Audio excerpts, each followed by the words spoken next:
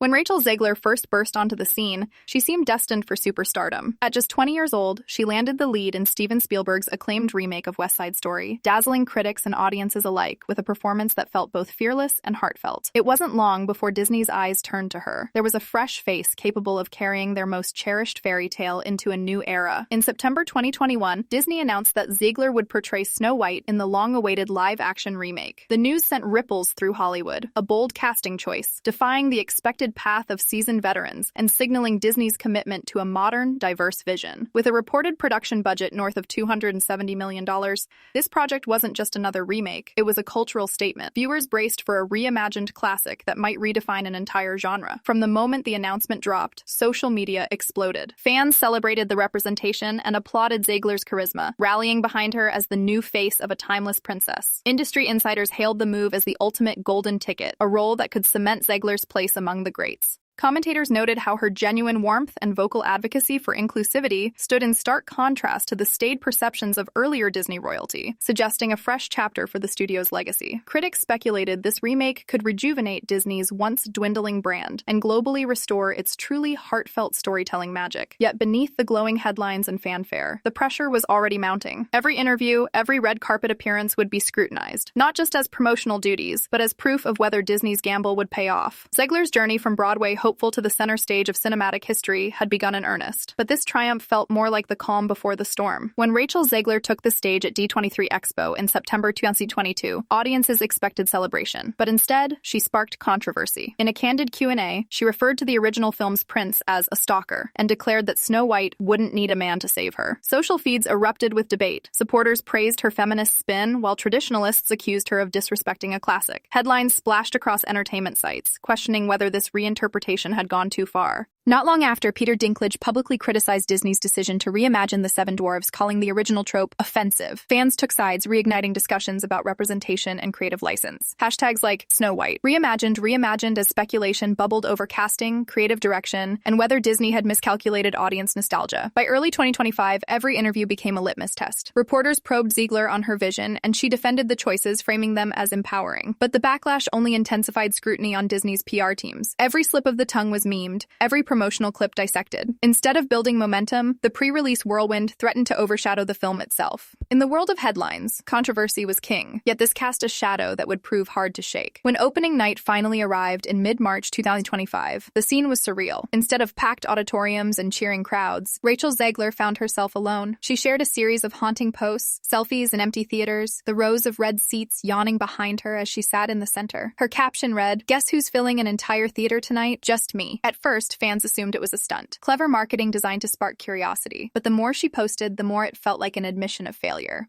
The theater photos went viral almost instantly. Clips of her scrolling through deserted aisles were reshared across social media, accompanied by commentary that ranged from sympathetic, "Imagine the pressure on a 20-year-old thrust into the spotlight," to scathing, "She's not giving them a reason to come." Influencers weighed in with mixed reactions, and meme creators dug in, overlaying captions like, "Reserved for Zegler," and "When you realize acting isn't enough." Industry whispers claimed this was the most embarrassing moment in recent Disney history. Behind the scenes, Disney's executive team scrambled. PR strategists debated whether to ask her to delete the posts or pivot to self-deprecating humor. Some proposed surprise fan screenings and Q&A events. Others drafted apology statements highlighting production challenges. But every attempt felt reactive, like patchwork over a widening crack. The optics had shifted. What was meant to be empowering transparency now looked like desperation. And instead of fueling anticipation, the empty seat selfies became proof that the film was floundering. By mid-March, major theaters in Los Angeles and New York were running half-empty screenings, confirming the worst fears. Then came the silence. Zegler's social media feeds, once bustling with promotional content and candid smiles, suddenly went dark. No behind-the-scenes glimpses, no countdowns to release, just radio silence. Fans filled the void with speculation. Had Disney pressured her to lay low? Was she reeling under unbearable criticism? Or was she regrouping for a comeback? Whatever the reason, the combination of empty theaters and eerie silence set the stage for a deeper crisis. But while Snow White's halls echoed with absence, another blockbuster was drawing crowds in droves. Rumors began swirling about a confrontation with Jack Black during one of Snow White's chaotic reshoots. According to entertainment insiders, Black, already basking basking in praise for his role in the surprise smash hit The Minecraft Movie, approached Zegler on set after witnessing her dismiss growing criticism as mere troll attacks. Reportedly, he asked, "Do you really think calling fans trolls is helping this movie?" Witnesses say Zegler's jaw tightened as she defended her stance,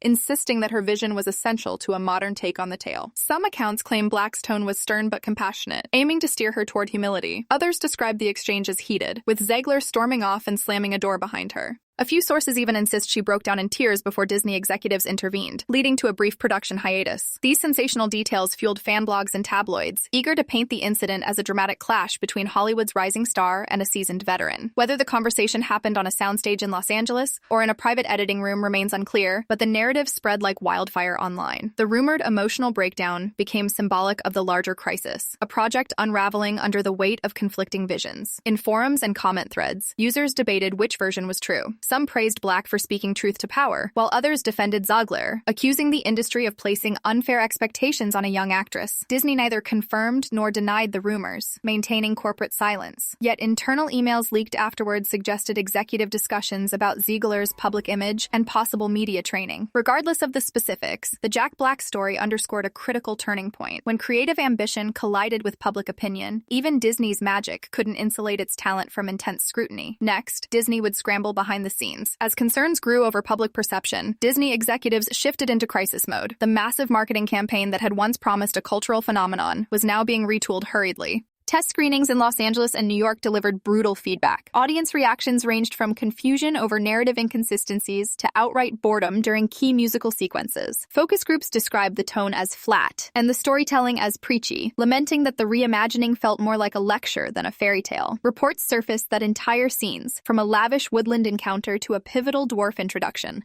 were cut or reshot in the weeks before the premiere. Marketing budgets were slashed and redirected toward damage control, emphasizing behind-the-scenes footage that highlighted the cast's camaraderie rather than plot details. Some insiders even claimed Disney explored limited sneak peek events in conservative markets where the backlash had been muted. Meanwhile, PR teams crafted talking points stressing the film's empowering themes and promising that the final edit would win back hearts. Yet every interview felt defensive, and every promotional clip seemed to skirt around genuine engagement with criticism. In addition, the studio experimented with targeted digital ads, showcasing behind-the-scenes reshoots, hoping to shift focus onto Zegler's dedication and the technical artistry. Executives privately admitted this patchwork strategy risked amplifying negative perceptions, but felt it was the viable path forward in a deteriorating situation. Across town, another film was rewriting the rules, The Minecraft Movie. What industry insiders had written off as a marketing gimmick exploded into genuine family entertainment. In its first weekend, Minecraft pulled in over $120 million domestically, surpassing Snow White's global haul, and critics lauded its playful tone and heartfelt humor. Social media buzz centered less on controversy and more on clips of kids dancing in aisles, parents sharing joyful reactions, and influencers praising the film's simple charm. Critics from The Hollywood Reporter called Minecraft a cultural phenomenon, praising its balance of nostalgia and innovative storytelling. Even veteran studio heads admitted they underestimated the power of simplicity. Unlike Snow White's somber PR battles, Minecraft's campaign leaned into authenticity. Behind-the-scenes footage of Jack Black and the cast goofing around, director interviews highlighting creative freedom, and fan events inviting audience feedback. Test audiences described the experience as fun without pretense and a refreshing break, contrasting sharply with the word preachy that haunted Disney's fairy tale. The film's modest $150 million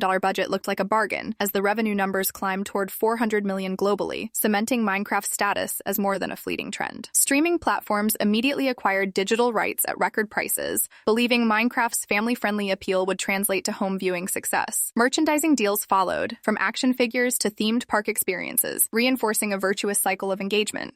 Bloggers wrote think pieces exploring why audiences crave unpretentious joy, and universities already scheduled lectures on the phenomenon. It quickly became the subject of media studies classes. Industry analysts predicted this model could shape how studios approach tentpole franchises in coming years. For Disney executives, the contrast was a wake-up call. Audiences weren't rejecting fairy tales, they were simply rejecting lectures. And the divide among audiences was about more than just numbers. In the wake of the theatrical posts and Jack Black rumors, online audiences were more divided than ever. anymore. On one side, loyal fans rallied to Rachel Zegler's defense, highlighting the impossible standards placed on young actresses in Hollywood. Hashtags like #TeamZegler and #SnowWhiteStrong trended on Twitter, accompanied by fan-edited videos praising her courage to challenge dated tropes. Influencers posted thoughtful threads, arguing that any backlash stemmed from boredom with same-old Disney formulas rather than genuine criticism of her performance. This faction focused on her youth, inclusivity message, and the need for studios to evolve. Meanwhile, a louder counterculture emerged. Detractors seized every misstep, mocking Ziegler's empty theater selfies and framing them as proof of arrogance and entitlement.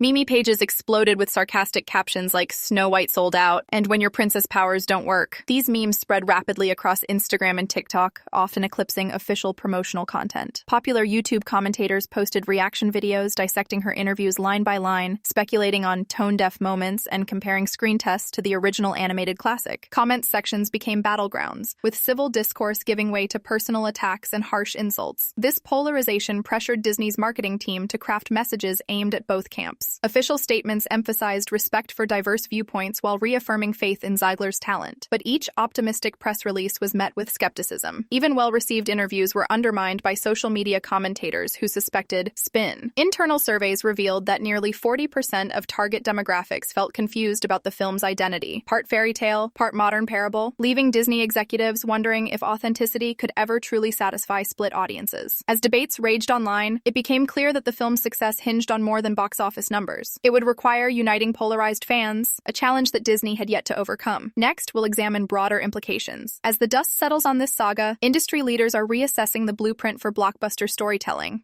Snow White's stumble and Minecraft's triumph have become case studies in audience expectations. Studios are taking note. Authenticity, emotional resonance, and clear narrative beats must take precedence over heavy-handed messaging. Whereas Disney once banked on legacy IP and spectacle alone, the failure underscores that modern viewers crave genuine connection and unforced joy. Script departments are now exploring balanced approaches, melding classic story arcs with subtle thematic depth rather than overt agendas. Casting decisions may shift toward actors whose public personas align seamlessly with their roles, minimizing clashes between performer image and character arc. Marketing teams will likely favor organic, behind-the-scenes storytelling that builds trust, rather than curated controversies engineered for buzz. Moreover, test screenings are set to become more iterative and transparent. Early audience feedback will drive real-time adjustments, rather than last-minute horror stories of reshoots dumping narrative coherence. Executives across studios are reportedly drafting new guidelines that emphasize tonal consistency checks and viewer empathy workshops for cast and crew. At the same time, box office analysts predict that streaming platforms will gain leverage by showcasing data-driven insights into viewer preferences, challenging theatrical releases to maintain their communal magic. Hybrid models, limited theatrical windows paired with simultaneous digital premieres, could become standard, hedging bets against disillusioned audiences.